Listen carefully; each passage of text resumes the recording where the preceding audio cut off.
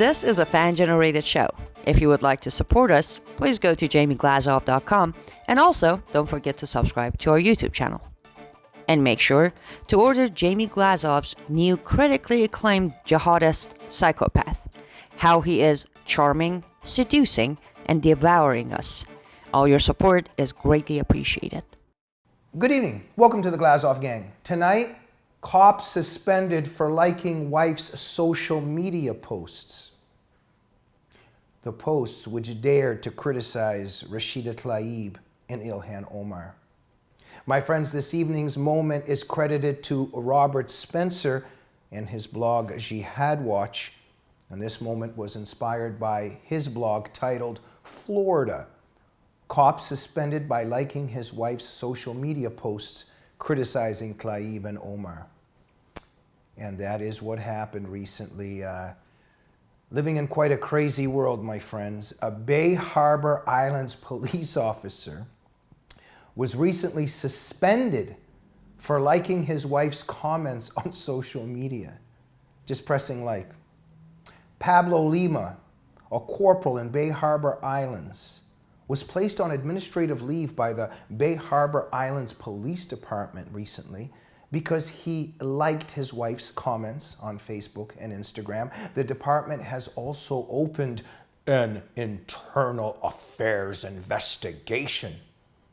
Town manager J.C. Jimenez said in a statement, quote, "The content of the social media posts that were brought to our attention are not consistent with our town's values and policies."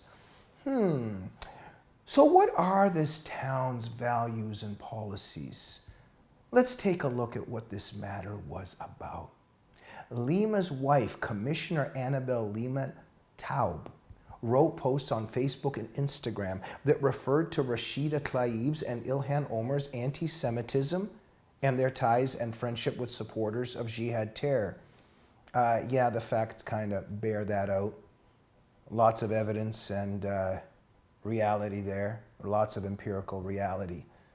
Now, there was one FB post in which Lima Taub wrote that Tlaib might become, quote, a martyr and blow up Capitol Hill. Yeah, maybe a little bit of an exaggeration and hyperbole there, but maybe what was she trying to say in saying that? Is there a reality there somewhere connected maybe to that hyperbole? Tlaib as well as Ilhan Omar are anti-Semites who are sympathetic to jihad terror groups and jihadis themselves. The record is very clear. Lima Taub did explain, for instance, mentioning that Tlaib supports boycotting Israel, which equates Tlaib with terrorist groups like Hamas and Hezbollah. Just for the sake of it, let's talk about a few examples about these two individuals, Tlaib and Omar.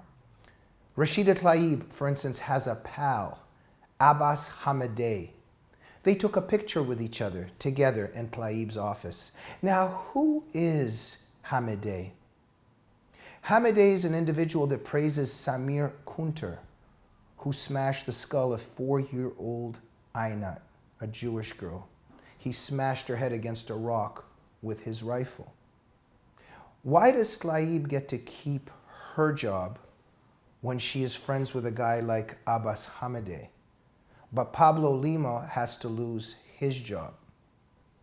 Why do people who like Tlaib's post of her standing with Hamideh in her office get to keep their jobs?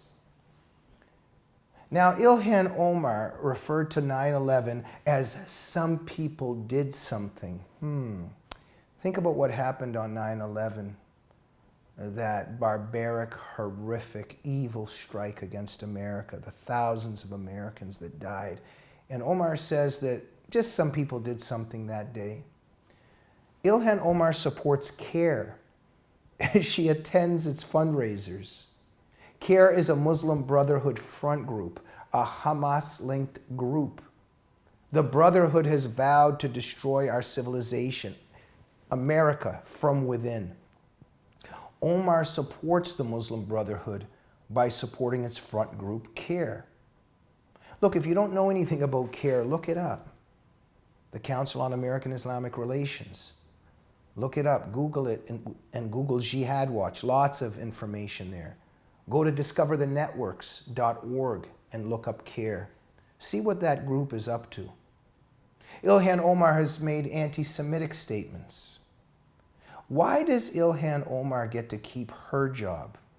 Why do people who pressed like on her social media posts on these issues get to keep their jobs?